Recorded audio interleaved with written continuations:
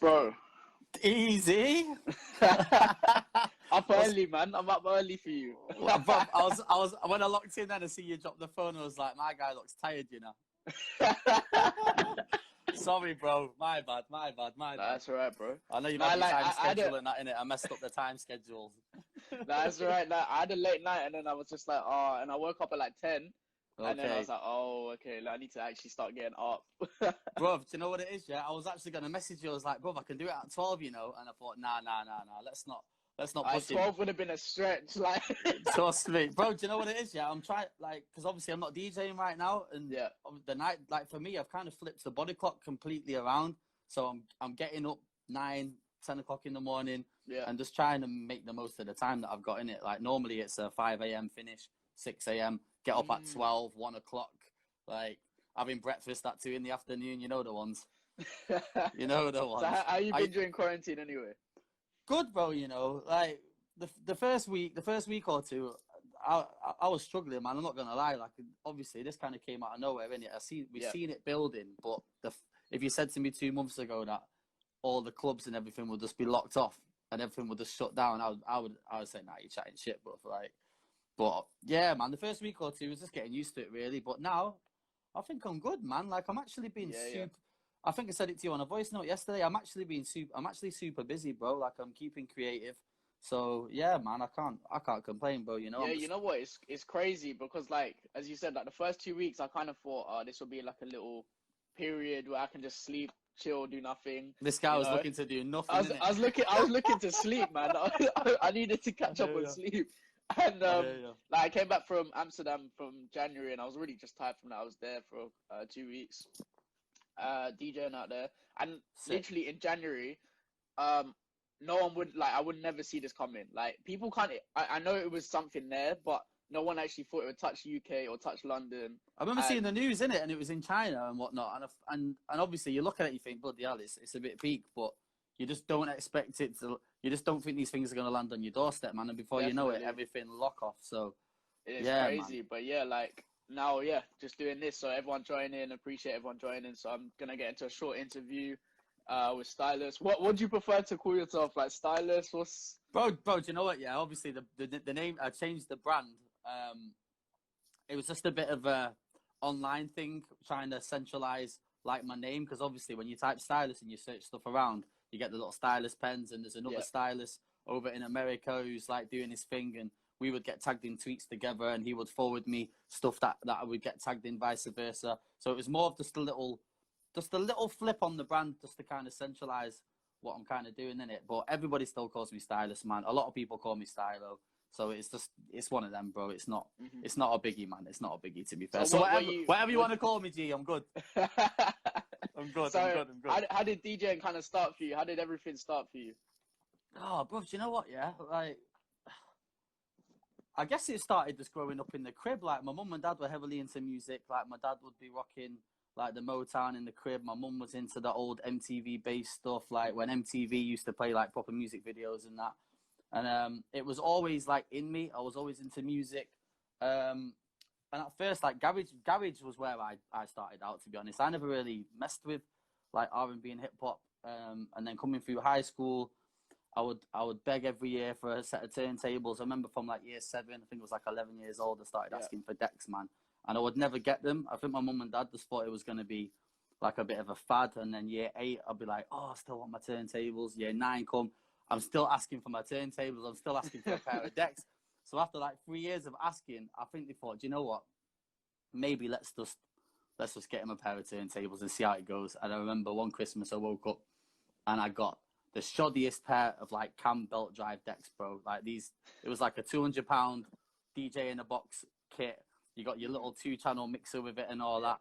And I remember getting them, and within like 2 days, I was just remember sitting there thinking, I can't do this. I'm never gonna be able to mix. I remember looking at it thinking, I can't even figure this thing out, bro. Do you know what I mean? Yeah. I remember printing. I got a little printout, like teaching you how to beat match and count beats, and like tapping your foot, the 1, 2, 3, 4, and beat counting, and just learning the hard way in the crib, man. So you self-taught yourself? Yeah, I was self-taught, really, bro. Like, I didn't really have. didn't really have anyone around me to like help me with that. Like Mhm. my dad used to do a bit of DJing back in the day, but he was more like selector. Like he'd use the mic and then drop a couple of tunes, and it wasn't really a mixing thing. So I don't think he really had that mixing game on Smash.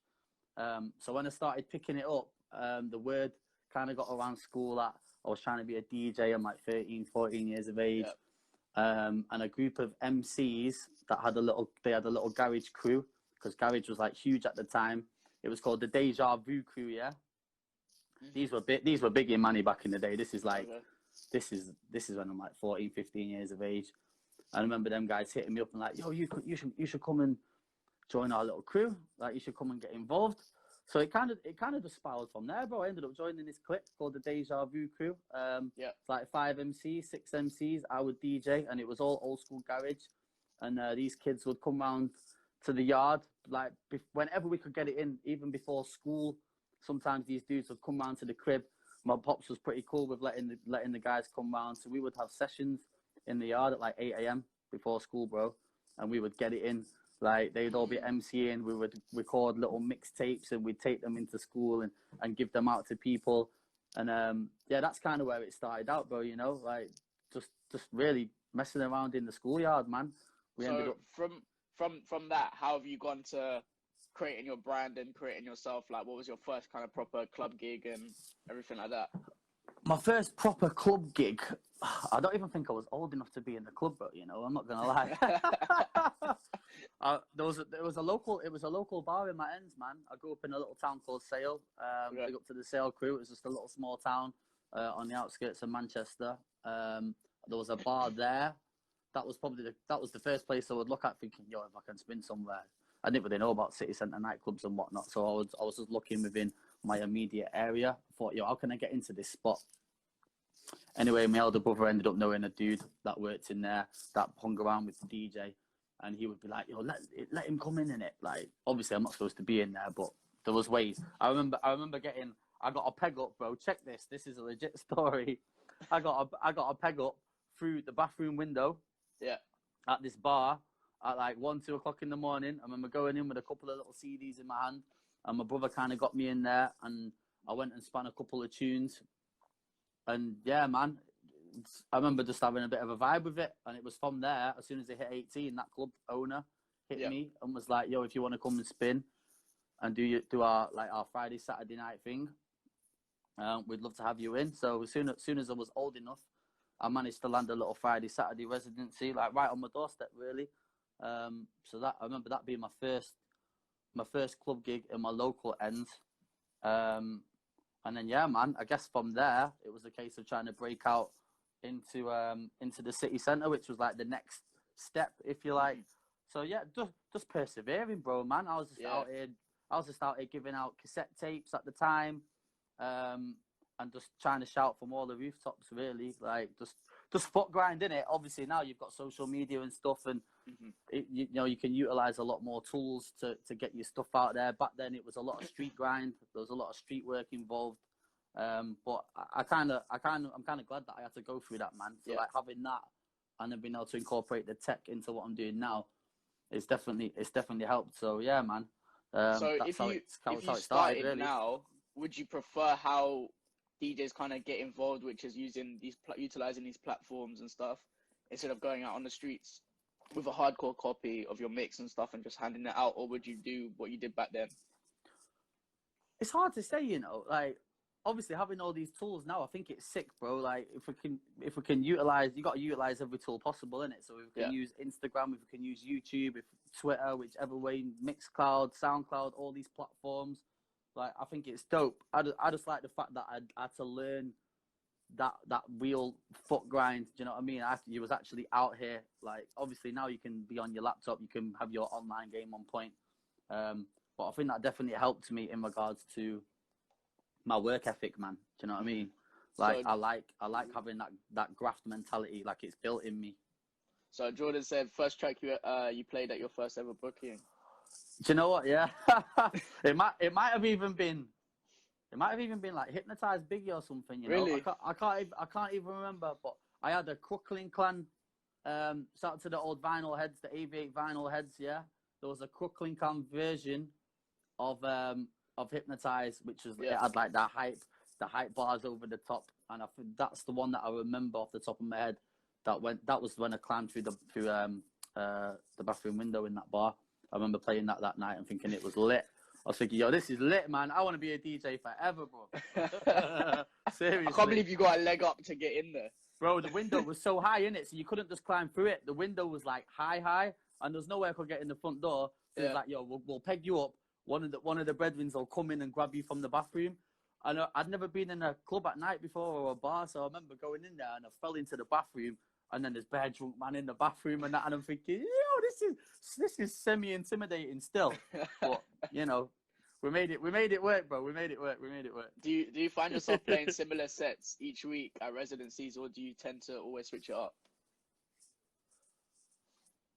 Do you know what? I try to switch it up, man. Like, I think it's easy to fall into a routine sometimes. Like, I've definitely done it before, especially when you do residencies and you play at the same spot like continually.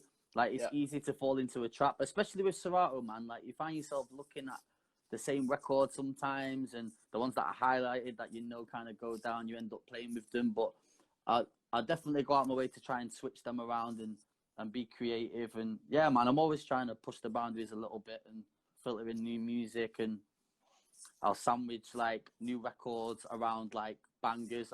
We have this thing called the sandwich technique, where if you have something new that you want to squeeze into the main set, I'll make sure I sandwich it in between two like hits. Yeah. So you can kind of like, you can kind of get away with it. And if it doesn't really work, it's cool. Like, let it run, and you're going to hit them with another hit on the other side. So yeah, little sandwich technique, bro. So who do you look up to? Definitely try and switch it up, though. Definitely try and switch it up if I can, 100%. Yeah. Who do you look up to in the industry, DJ wise? DJ wise, bro, there's so many, so many. Off the top of my head, DJ wise, locally, in Manny, G2 is definitely one of the guys that are doing it. I know you've seen him on I seen him on your live the other day. We kind of come through the game together. Like, we're from the same generation. I know we told you the story about the hot tub and that. I had to bait him out, bro. Overall around the UK, DJ Prospect up in Scotland, 100%. Like, he's not just a DJ, he's a businessman as well, which I try to like pride myself on. Also, people that I look up to from young, people like EZ, Westwood. Trying to think, man. Even like early Steve Sutherland days, man. I used to listen to his show back in the day when I was younger. A couple of the One Extra Dons, like you've got your Rampage crew. Yeah. Rampage would definitely played a part in me wanting to get into radio. Big up to the Rampage guys. There's so many, like I fuck with so many DJs, and yeah, man, I try and take a little bit of all these people and kind of bring it into what I'm doing, and then like mix it in with my little thing. And yeah, that's the way I've always done it. CJ Beats, he's another one. Do you know what? Yeah, I feel bad if I don't name them all because there's so many. But literally, if in my followers list, if I follow you, I send me a mess with what you're doing, man. Right, otherwise I won't even check in. So that's that. Yeah, man. Everybody that I kind of follow on Instagram, really. So with like this sandwich thing you're talking about and technique, like, does that kind of make your set unique, or what kind of makes your set like a stylish set like people come to? What makes it? Do you know what, bro? The energy sometimes as well, man. Like, I kind of mix stuff quite quick, and I'll do drops, but then I'll also be like a little bit creative. I like to blend it all acapellas. I make a lot of my own edits. Like, I do so many edits that I'll give some away, but then I'll make sure I keep like a little pack for myself. You know what I mean? To keep my stuff like different from everybody else's. But yeah, uniqueness, man. I'm not sure, bro. Like, you're just asking for people, innit? Like, I must be doing something right. I'm still out here. But yeah, definitely the creative like flair with the mixing, like the drops, the edits, and the selection as well, man. Like, I always throw little curveballs in there, or I'll dig out gems that maybe haven't been played for a minute. And yeah, every set I just kind of roll with the punches, man. I don't really plan stuff. I kind of just feel out the spot when I'm there. Do you know what I mean? Or if I get a guest booking, I'll go on. What's that? Can you share your music live? I don't know if you'll do that one. I am too sick. Yeah, sure, man. I'll send them all over, bro. I got you. Yeah, so that's not the first person to ask me that still. I'll So send yeah, out a like couple with edits, my guys. with I got yeah, you, I with got your you. sets, like obviously you're trying to go deep into the crates as well because there's a lot of songs, right? That there's like even I was doing a live last week and I was looking at these songs. I was like, I haven't even played this in like 4 or 5 years. You know, like there's certain songs that you just don't play. But like, do you find it hard? I think they're the ones though, bro. They're the ones. They're the ones, True, bro. If you've true, not played true. it 4 or 5 years, that gives it that nostalgia. Do you know what I mean? It gives it that feels, man. Do you think all 60,000 tracks? All 60. That's real. That's real. What's it? How many songs do you have in your library? Do you know what? I'm in the studio right now. Yeah, I've got my little setup and that. I'll load it up. Let me see what I got. I'll tell you now, bro. One second. I think I've got 17,577 songs in there at the minute. 150 gig in there, bro. Wow. But that's like a whole live collection of MP3s though, man. Like, and then I burnt a lot of my vinyls that I used to have. I sold my vinyl collection eventually, which I absolutely regret now. But before I did that, I made sure I burnt everything off. So yeah, that's like my whole. Raymond only got 6,000. Is that what he said? I only got 6,000. Yeah, but I've only got like 4. You've only got 4,000? Yeah, I've only got 4,000. How old are you, bro? Can I ask? Yeah, 19. Yeah, you're chilling, bro. No wonder. When you get to my age, mate, put another couple zeros on the end of that. But Raymond's got a point though. Like, if he's got 6,000, but he plays 90% of them, like I've got 17,000, but I'm definitely probably only playing like maybe. There'll be a lot of shit in there, bro. I'm not gonna lie. I'm just scared to start clearing it out. It's long. Yeah. I'll get there eventually. So tell us about this Compound Radio. So like, how did that all start? Compound Radio. Where do I start, bro? Right. Do you know what, bro?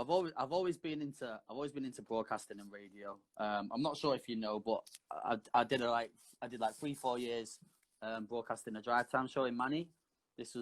I've not done it for like 4 years now, but we built a show here on the local FM station, which was called Unity Radio. So I was on radio like 5 days a week, 4 till 7, and that played like a massive part in me building my name within my city, and it became like the hub for artists and stuff to come through, and we would build a little platform for the city. They would come in, whether it's freestyles or interviewing artists and just basically putting on new music. I always had this passion for finding new sounds and championing artists from all across the country, all across the world or whatever. And obviously when that come to an end, I ended up going to do some bits with 1Xtra. I did a few broadcasts with them. Shout out to CJ Beats for bringing me in. He got me like they did a extra talent campaign, which was basically giving DJs an opportunity to go in and host their own show for a month or two. So I went in and did this R&B flex for like 2 months. So it was like live shows. It was like 1 till 2 a.m. It was a graveyard shift, but it got my foot in the door. Yeah. And then after that, I kind of progressed on to doing, I had a mixed residency with Charlie Sloth off the back of that, which went on for like 2-3 years. Okay. And then when all this kind of came to an end, and it kind of ran its course a little bit, and I sat down and was like, how can I pull together all the stuff and all the skills that I've amounted over the years and put it into like my own platform? Do you know what I mean? I feel like I'd done the radio thing locally. I'd been to 1Xtra and I've amassed all these skills and knowledge of music, and I really wanted to put that into my own platform where I can showcase and put all these artists and this music on again. And then I happen to have a studio now, so it all kind of just fell hand in hand, and that's kind of where Compound was born, man. Yeah. I got the itch for it, bro, after not being on radio and I was still discovering music, but I wasn't able to put it out there like I wanted to. So the Compound idea kind of came off the back of that. Like, it's still early days, bro. We've only done 2 shows up to now, but we do have a full plan in place to really roll this out and hopefully turn this thing into like a legitimate like platform that's going to champion music and bring stuff together, man. So that's kind of how it came, man. Yeah, just the passion and love for radio and new music, really, G. Like, so I'm gonna ask you this, right? So, do you think radio is dying out? I think there'll always be a place for it. I don't think it's dying out. Like, I definitely think times are changing. Whether people are locking into like the FM and stuff anymore too tough, I'm not sure. But like digital radio is definitely still doing its thing. But I feel like people have the power to build their own platforms now. Yeah. I feel like people can do this themselves if the tools are there. I don't think radio will ever completely die. I think there's always going to be a market. People will listen. I still listen to radio. Like, do you still check in for the radio, or do you still check out for the radio? Yeah, like if like DJs on Represent or whatever. Because I done a guest mix on Represent like a year ago, so I still tune into them. Okay, sick. Okay. But not really, to be honest. I kind of just use Spotify and just tune into DJs mixes, to be honest, because that's where I hear that. Most of my most of the techniques and just like different songs going together. I just take ideas and stuff like that. So I don't really listen to radio unless it's Tim Westwood. That's the only DJ I kind of listen to. Unless it's what, Tim Westwood? Yeah, Westwood. I look up to Westwood a lot. I look up to Westwood. I think he's like Marmite, man. Some people don't really get him in it, but for me, I think Westwood's definitely one of the goats of the game, man. I fully rate him.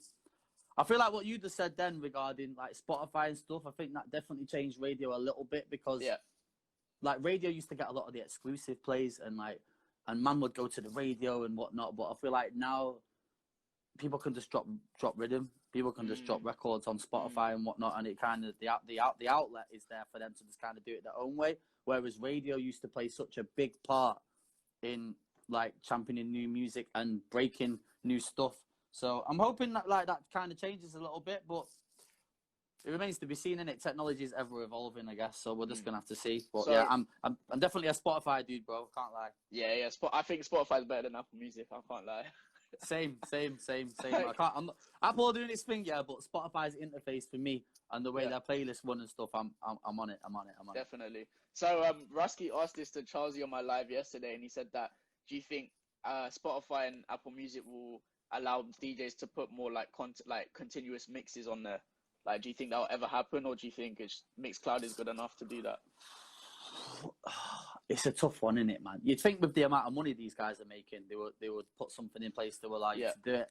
But I guess they've got to keep some kind of quality control in it as well, because if they allow everybody to just like Mixcloud is dope and there's loads of good stuff on there, but I can guarantee there's loads of shit stuff on there too. And I just feel like Spotify and Apple may not want to go down that route with it, man. It could get a bit sticky for them. People do put mixes on Spotify, like you can semi-hack the system by doing it through like podcasting and stuff. But yeah, if you get caught, you get locked off in it. I've had some mixes removed off there and stuff. So whether they will get the licensing to do it, or I hope so, bro. Like, because I think that would be sick. But I mean, it's like ish, because like I feel like you'll get more listens who want DJs, but I feel like Mixcloud does it for if you're just looking at the DJ side of things. So I don't know, personally. I think it'll be a good thing. It'll be a good look, because if you say you've got a mix on Spotify, people who aren't DJs will, oh wow, like really? Looks a bit more, it looks a bit more official. I hear you on that. I'm not sure, man, because like on Mixcloud, like I love Mixcloud still. Like I remember jumping in on that platform like 5 years ago, when no one was really messing with Mixcloud back then. But the consistency, I dropped a weekly mix every week for like 2.5 years. I think I got to like 150 mixes like once a week, and like, I amassed this following. I think there's like 40,000 people on there now, and they're from all over the world, bro. So like you'll put a mix on and you'll have dudes in the comments from like Brazil and Japan and all sorts. So I definitely think the market is out there. With Mixcloud, one thing I found was just consistency, bro. If you're consistent with the mixes and you're continually pushing stuff out, I think you can build that following. But I hear you with the officialness of Spotify, 100%, man. Like if you say something, yo, my shit's on Spotify, it kind of looks a bit more. They're like, oh legit. wow, you're actually official. You know, you can't 100%, 100%. I tried the Spotify thing and they caught me straight away, man, and took my mixes down. The thing is, it's so expensive as well. Like I think it's like, I don't know, but they do it per like 10 minutes or something like that. What's that on Spotify? Yeah, or something like that. I can't remember how they do it, but it's like I'll give you a hack, bro. If you just I use a site called Audio Boom. Any of your DJs listening in, and then you can actually, I think you pay them £10 a month, and you can press the feed through to Spotify. So I just kind of set it up as a podcast, but then ran them as mixes, and then they go through. So it's £10 a month, and you can put whatever you want on there, bro. To be fair. So I'll check that out. Audio Boom. That's what we Okay. use for all our podcasting and stuff as well, man. It's a really clean, good site to use. Okay, I'll check that. So, looking at your career so far, what's been the highlight for you? Oh, bloody hell. Do you know what? Yeah, I was thinking before I came on, I was like, this guy's going to catch me out with a question. I've seen you caught a few man slipping on these interviews. Definitely. Highlight. Number one highlight of my career so far. I've got two, man. Can I say two? Can I say two? The first one was probably building the club brand that we had in Manny, which was called Jam. Me, G2, and a guy called Fusion. I don't know if you've had Fusion on there yet.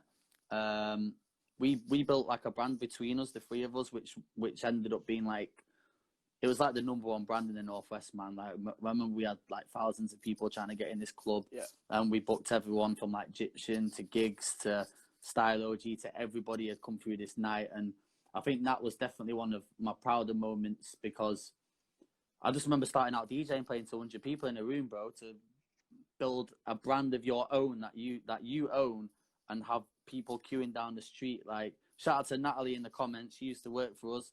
The Jam brand was definitely one of the prouder moments. Just in regards to business, but being able to DJ and be in control of your own shit at the same time. I think that was just like the perfect situation. But yeah, Raymond's got it. Opening for Beyonce and Jay-Z was probably the highlight in my hometown as well. Yeah. Even though it was at City's ground, I'm a United fan. I didn't like that still. But yeah, I think the opening for Beyonce and Jay-Z definitely the biggest one. Absolutely shitting myself, but you know. What were you playing? What was your set? Do you know what, bro? I went open format with it, man, because I remember just looking around the crowd and thinking, like, it's Beyonce, Jay-Z, there's going to be young people here, there's going to be older people here, the crowd's going to be mixed, and I'm a bit of an open format DJ anyway, so I kind of went across the board. Like, I played some R&B, I played some hip-hop, I remember played a couple of house records, I remember even dropping, like, Bob Marley, man, and like, all the crowd are singing Bob Marley and shit, so it was just a fully open format set, really, bro. I just tried to have fun with it. I just tried to read the crowd. But I'd never done a stadium gig like that before, so it took a bit of getting used to, still regarding the sound. How did you get used to the nerves? Like, bro, on the day, I remember I'd been DJing for time by the time this gig came around, so I never thought I'd get nervous. But I remember I was bricking it at first, but the minute I mixed the first couple of songs and I said a few words on the mic, I was absolutely fine, bro. Like I just forgot where I was essentially and just treated it like any other gig. But yeah, man, that was, bro, on the day though, check this, there was no booth monitors. So when you do like these stadium gigs, the sound travels and it bounces. And I remember saying to the engineer, I was like, yo, no booth monitors, bro. Like, he's like, yeah, you can do this. I remember having to like line these mixes up in my headphones, and like luckily with Serato, you can see the waves on the screen and you can line them up a little bit. Like, I try not to use them. But on that day, if man didn't have them waves on the screen, it would have been curtains, mate. I would have been clanking all over the place. So yeah, that was probably the best gig, man. That was up there, bro. Like, that's one to tell the kids and that, if I ever have any. If you ever have any, is that the plan? Is that the plan? Brother, me and wife, we've been together for long, mate. Like, we've got no children yet. We'll see in it. No retirement plan yet? Hell no, bro. I'm in the studio right now making music. No, I'm not. It's non-stop, man. She's actually outside the studio, and I'm not ready for children yet, bro. Like, I'll get there, but I'm still active, bro. Like, I'm still plugged in. So as long as I'm on this, she's gonna have to wait, mate. Hopefully she don't watch this back. Hopefully she don't watch this back after this. She's gonna be she could be outside watching this now. Bloody hell. So this question ties this in. How do you balance the DJ side with podcast, compound, visual design? Who's that? Rewind. That's my guy. What's going on, bro? Bro, do you know what? I actually don't know, man. Some days I try and bite off too much, and I sit there and think I just need to slow it down a little bit. But I just like to be active, bro. I'm one of them people that just prefers to learn the skill, like, instead of like outsourcing it. Like, I'm a bit weird. Like, I think you can never take in enough knowledge. So I never intended to get into visuals or podcasting or visual design. And then over the years, through the years of DJing, I would outsource mixtape covers. In the end, I thought, I'll just teach myself how to do mixtape covers. And then I would shoot little videos and vlogs, and I was like, oh, I'll just learn how to use a camera and whatnot. Yeah. And balance-wise, I don't really have a specific plan for balance. I just try and just roll with it, man, really. Like, I just try and do as much as I can. And yeah, everyone has their off days, but in general, I just try to keep on point, mate, and squeeze in whatever. Balance-wise, though, no specific tips for you there, Rewind, mate. Sorry. So with BBC One Extra, are you still doing stuff with them, or is that kind of done, or do you want to get back into that? I do 1 or 2 little guest mixes here and there, but in general, like, I had a good one with them, bro, so I'm not really... If they were to offer me a show right now, 100% I'd take the hand off, but yeah, I did like 2-3 years of mixes with Charlie, like every month. That was going on for ages, man. Like, big up Charlie, big up CJ, big up all the producers there for even allowing me to showcase my stuff on that platform, man. CJ Beats as well, he's one of the DJs that he kind of opened up the door there for so many other people to come in and do their thing on a national platform. Like, not many DJs, you could say, would do that in it. Like, some people can be a little bit protective, but CJ was such a gentleman, and I would never have got in that building if it wasn't for him. And I learned so much about broadcasting and just being in a live studio environment on a national scale. The first 1 or 2 shows I did were pre-records, but then it got to the point where they allowed me to, like, do live stuff. And yeah, man, if something arose, like, 100%, man, I'd entertain it. But yeah, definitely take it. As for now, like, I still chat to the producers. But, like, me and a lot of the DJs are still cool. So yeah, like, I've made friends for life out of that place. And then obviously Yasmin Evans is a friend of mine. Like, we grew up in Manny together. We used to do community radio, like, locally, and she's obviously gone on to smash it, mate. So yeah, man. So how are you, like, during your sets? Like, are you quite regimented in how you kind of run the booth when you're DJing, or you, like, you allow people in and you're, like, cool, calm, collected, or are you kind of like, nah, I just want my space? I think it depends what mood I'm in, man. I'm not gonna lie. To be, if I know you and, like, we're cool and we're friends, I'm fine. I'm cool with it. Like, come in the booth, come check me. I'm cool with it. But as for randoms just running in and out of the booth, I'm not on it, mate. I'm not about it. Like, I'm not that kind of person that 10 gallons. You know, like G2. Yeah, bro. I remember when we used to do jam together, yeah, and G2, like, I'd roll up just on my own, ready to work. G2 will come in 10 man deep, 5 women deep, couple bottles of Patron and that. Let's go. But I guess it just depends, man. I'm cool most times. Like, if we're homies, like, 100%. Like, I'm not on all like, in pure randoms in the booth though. Still, I like to be able to. I feel like I can't concentrate properly, man. Yeah. You know them ones. But if I know you and I know I can just let you do your thing, I don't have to worry about you in the booth, then I'm cool with it. But yeah, most times. So what's the best club you've DJ'd at? Best club, flipping heck. I was having this conversation on the podcast yesterday, actually. Shit. What did I say yesterday? One of the best clubs. I played one in Abu Dhabi once, which was at the. It's where they do the Grand Prix, actually. Which one, mad? I think it's the Yas Viceroy. Oh, right. What, in the thing? Yeah, you know, the one that goes over the track. There's like a club inside there. Yeah, I stayed there. Cold. Yeah, it's a nice place. My boy Cliff, he's from London. He used to run the promotions there and a lot of the events. He doesn't work there anymore. He still lives in Abu Dhabi. But he gave me my first booking over that side. And I remember just thinking that shit was lit, bro. I'd never played out in the Middle East in a proper venue before. And obviously overlooking the Grand Prix track and that. Yeah. And the night was popping. I remember Dr. Psycho was in there that night, R.I.P. Dr. Psycho, and there's a few other legendary DJs in the building. So yeah, that one definitely. Another one as well, I think I said yesterday, I played a gig in Miami with DJ Rugrat. He's a London dude. We played at an outdoor venue in Wynwood. And it was like wooden stairs all around the side, and people were drinking out of red cups. Some proper American shit, man. People were drinking out the red cups and that, playing giant board games, giant Jenga. And I remember the DJ booth was in a shed in the corner, and it had like a flat thing folded up, and it had the turntables in there and stuff. And it was like classic. It was like classic hip hop vibes, old school stuff. Like, I'm an old school guy at heart, so like that one was definitely up there. Them two notable, but I'm sure there's more, man. Like, I love all the gigs that I get to travel for. I really enjoy. I love to be on the road, bro. Most times. What countries have you DJed in? Countries, obviously UK. Been over to Belfast a few times. I've done some stuff in France once or twice. All the the usual holiday resorts, your Napas, Malias, Dubai, Abu Dhabi. Trying to think, man, of any other ones. Obviously out in the States as well, once or twice. Yeah, man, there's a few, bro. Like I can't think of any more off the top of my head. You got apart from the UK, have you got a preference?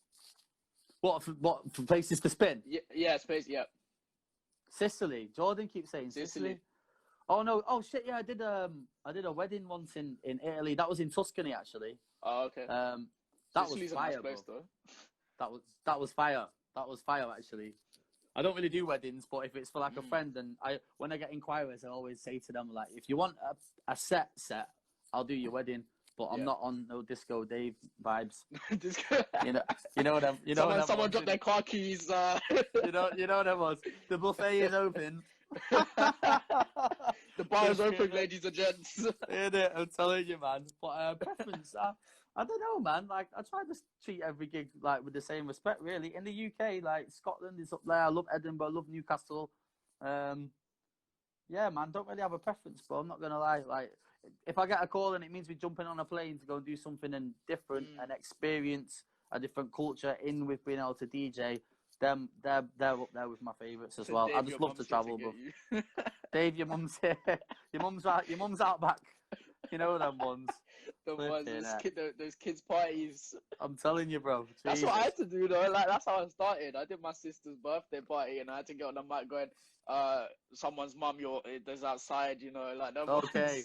Bro, you got to start somewhere, bro.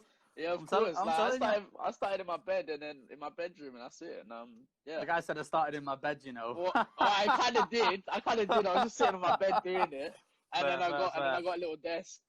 How long you been DJing for, bro? You been DJing for long? Since 13, but like when I say clubbing, since 15.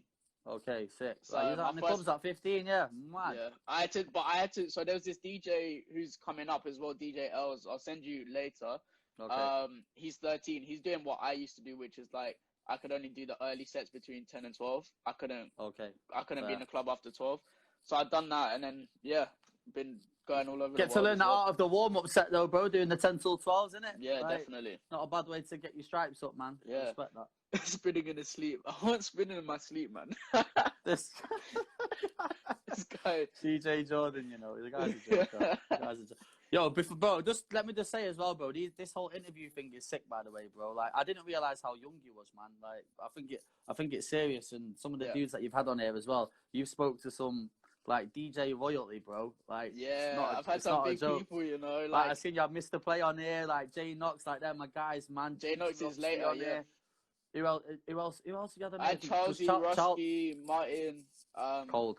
Yeah, Cold. like, you know what? It's weird because I've been saying this as well. Like 4 weeks ago, I never think of this even progressing to where it is now. Like, probably like with your radio as well. You probably didn't think how it's progressing. Like, you just probably thought, I might get into it. Sometimes you just got to jump in with it, bro. Like, and you just don't know where. If you don't take the opportunity to jump in, you're never gonna know where these things can go, innit? So, definitely.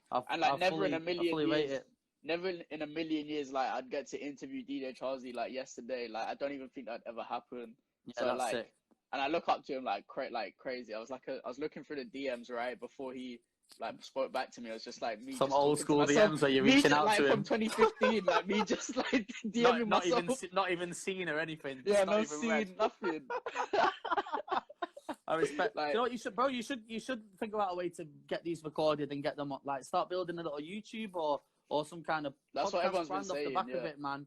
100%, bro. Like I think that's a good way for you. The fact that you've even had some of these names on, I think you could definitely give these can definitely help and give some knowledge to other people, man. Yeah, it's definitely. A good look, it's a good look, G. You're doing an event. Who's on your DJ set? Who's on your list?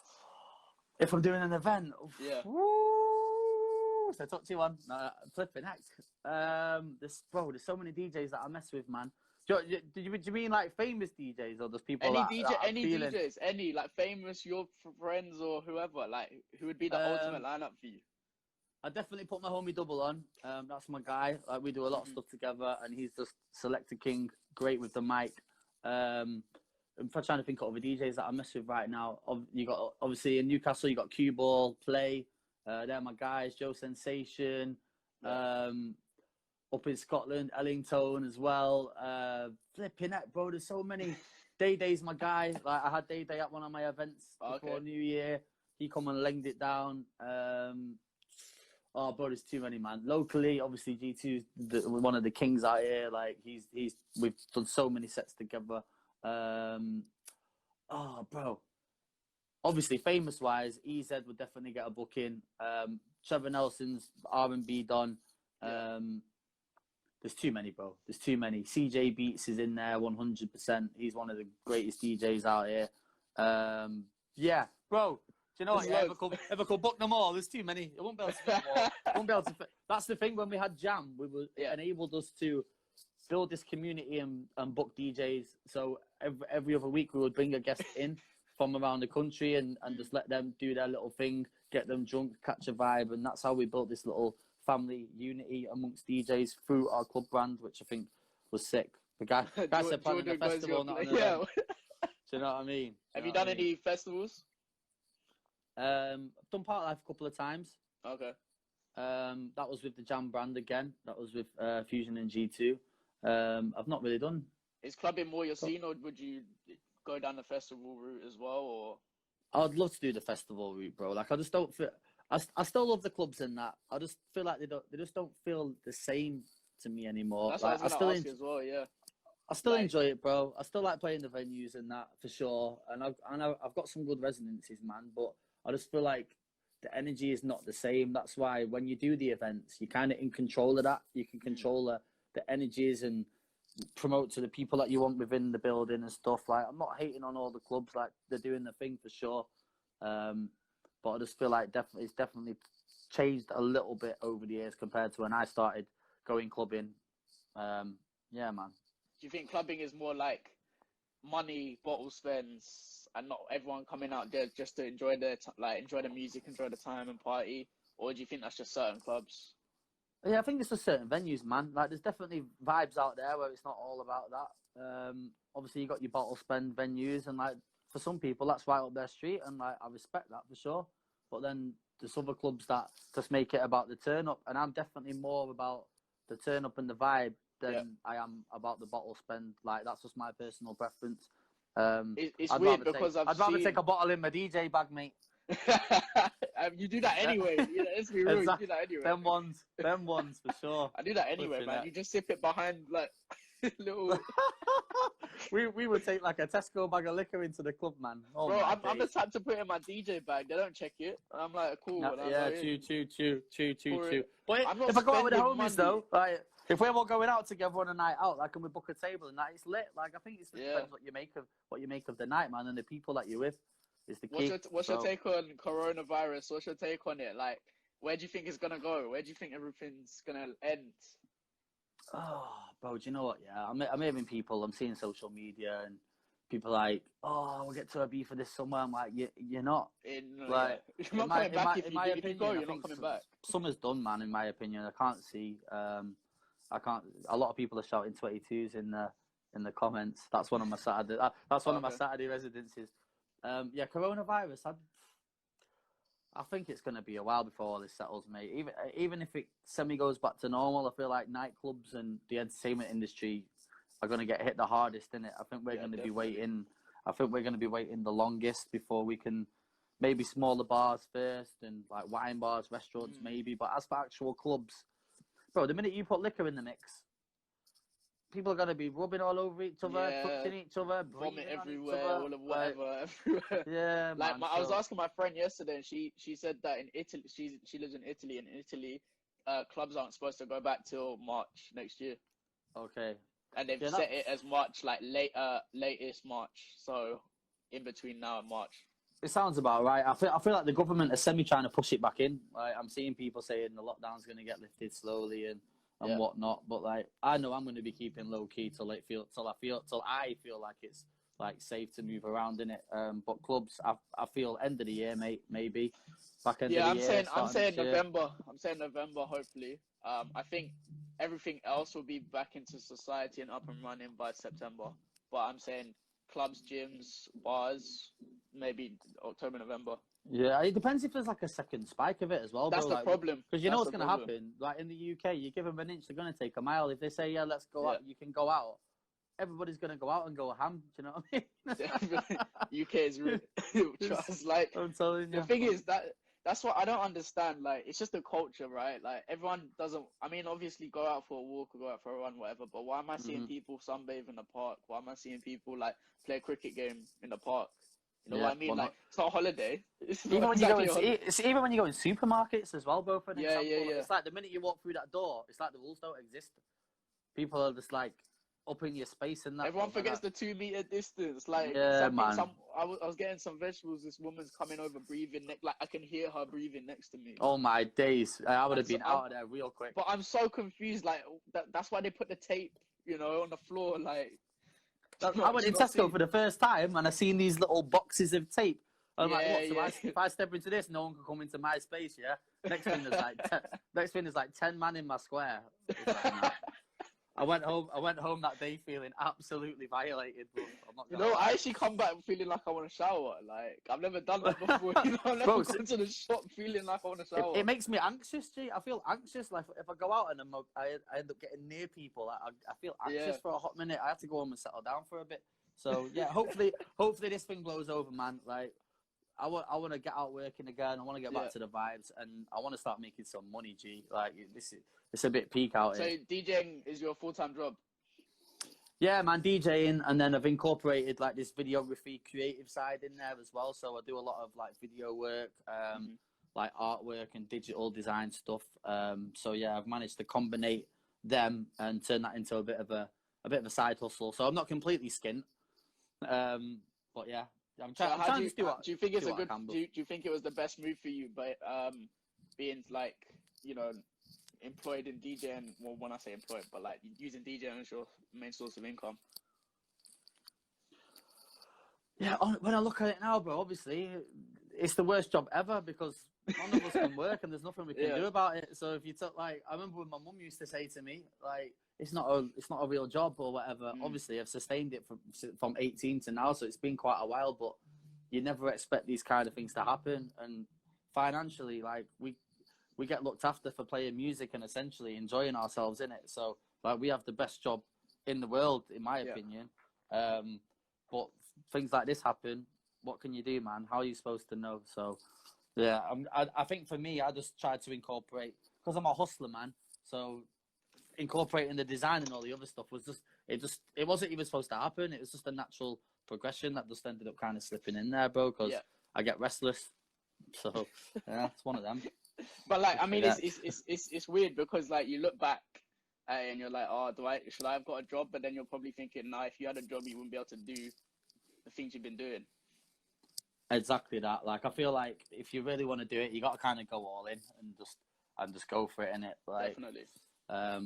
Yeah, I kind of decided from school, that's what I wanted to be. Like, from same age as you, 13, 14. I begged, like I said earlier, I was begging for turntables from 11 every year, every Christmas, and I'd never get them. And then I eventually got them. So I kind of made my decision up from young. And yeah, man, it's been with me forever. Like, this is me, bro. So do you want to go back to vinyl? The music. Do you want to go back to vinyl, or do you like the CDJs? I do love the feel of the vinyl. I feel like now with the technology as well, like with Serato, you can use vinyl and still access all your library and stuff. So I think that's dope. I actually don't have turntables right now. I sold all my vinyl collection and my turntables, which I regret now, to be honest. And I was looking at getting a pair of turntables again, but preference at home probably vinyl, but in the clubs CDJs, man, because you can just flick stuff rapid. But easy. Yeah, man. CDJs in the venue, but in the yard, I kind of wish I still had turntables now, man. I'm not gonna lie. Too late though, bro. I sold everything. But it doesn't matter. You probably got enough to get it. Like after this all blows over. I hope so, bro. I hope so. Like there's not really any funds coming in right now, innit? So I'm trying not to like spend too much. Like I'm just trying to.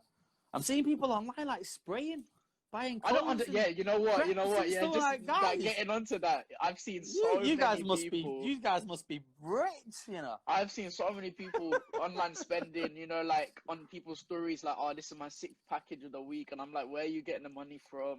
Like, I'm telling you, I haven't bought anything for time. The only thing I've been buying is like groceries. Like, bro, food. I feel like I'm eating pure food, bro. Like, I feel like I'm eating a lot. Like, that's all I'm doing right now is eating and drinking coffee. Like, I'm getting fat, man. I need to get out. I need to start training. I'm keeping it because like before I'd be going to the gym daily or whatever.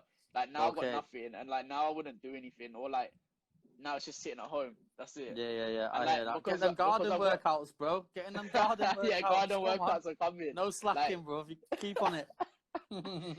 But because I've got like health issues apparently. Well, not apparently, I do, but that's why I'm not really going out. Okay, like, fair. That's fair. Yeah. So you're making a lot with your time though, bro. Like you're doing a lot with what you do. If you're just in the yard, like you say, you're getting shit done, man, and that's what it's all about. I rate it, bro. I fully rate it, man. But like, I appreciate you doing this. Like, I know you're busy. I know, like, literally, you're. Do you know what, bro? I wanted to come on the other day, man, but then all this compound stuff, because I'm just doing it on my ones right now. It's the workload's just getting a bit silly. And yeah, I wanted to come on, innit? Like, I've seen what you've been doing, and yeah, man, I'm all for a conveison, and it's normally me doing the interviews, bro. I felt that's what I'm saying. Like, it's I'm not crazy, used to having all these questions thrown at me. That's what I'm saying. There's some people that I'm interviewing or interviewed that just interview artists or just interview artists on the radio or whatever. Mm-hmm. And I'm like even Jay, like he's probably never really been interviewed properly. Like he's always interviewing people, so it'll be nice to switch it up. Yeah, no, you're doing your thing, man. You're doing your thing, bro. I feel like these interview things, it's just more like open conversation, isn't it? Like, I think it's sick. Like, I've not interviewed anyone for a while, but I've definitely had my my fair share of them on the radio. So yeah, hopefully we can get Compound to that point where we can get people on and start chopping it up. But like, I'm trying to like mix it up a bit after the next kind of week or so, because like obviously a lot of people don't want to just listen to DJs. So I'm trying to mix it up. So I'm trying to use some contacts to get me some like influencers and just stuff like that, like people that just in different industries. I'm trying to do promoters and club managers as well, just different just to try and get an insight of different people, innit? Yeah, I think that's because a great it just switches it up, because otherwise people are just like, no, you're doing another DJ, like, okay, I'll listen, but I don't really know anything, so I need to kind of. Bro, if you're getting your experience up, mate, just do whatever you need to get done. Like, chatting to all these DJs is only going to help you, and especially with the caliber of DJs that you're talking to as well. Like, you're not talking to no small time DJs, bro. Definitely. You're speaking to people that have done a lot and have been around the block, in it. So yeah, man, you're on the right track, my G. Keep up. So to kind of close up, where do you see yourself in the next 5 years? On a Zimmer frame, G. No joke. I'm joking. Honestly, like more in business, man. I'm still gonna be DJing. I'm still gonna do my stuff, but I'm trying to rebuild my events to the point where I can get other people to kind of run that for me. And yeah, I'm just trying to dabble in different areas, bro. Build my Compound thing again. And I don't really have a plan, to be fair. Like, I just take each day as it comes, try and have fun with it, and yeah, and just do as much as I can, really, and enjoy it at the same time. Is there anything else you want to achieve, or? I'm not sure, man. I'm not sure. Like, just to travel, bro, and see more of the world when we're allowed to travel again. And if I can build Compound to a level where people across the UK really know what's going on with it. If I can get it anywhere near what Jam did, I know it's not the same thing, but like, if I can get the brand to a point where it's known like nationally, people are talking about it, and people know to check in there for like real music and vibes and stuff, then I'll be more than happy with that. But that for now, that's kind of like my focus and what I'm plugging into. So yeah, man, cool, we'll see how it goes. We'll see how it goes, our kid. We'll see how it goes. Cool, thanks for having me on, though, G. Thanks for having me on, my bro. I appreciate everyone like locking in. And yeah, like if you want to give me a follow, give me a follow. I've got J Knox at 3 and then Matt the host at 4. So yeah, that'll be good. Oh, you're going in today. Yeah, I've got 3 today. I'll rate And then that. I'm trying to do 2 tomorrow. Hopefully, I need to finalize it, and then Sunday day off. All right, my G. Well, good Cheers, to speak bro. to you, man. Yeah, Keep in you touch, too, man. man. If you need Definitely. anything, just give me a holler, yeah? Will do, bro. Thank you. Appreciate All right, it. G. Peace, Have a guys. good one, yeah? Laters. Laters.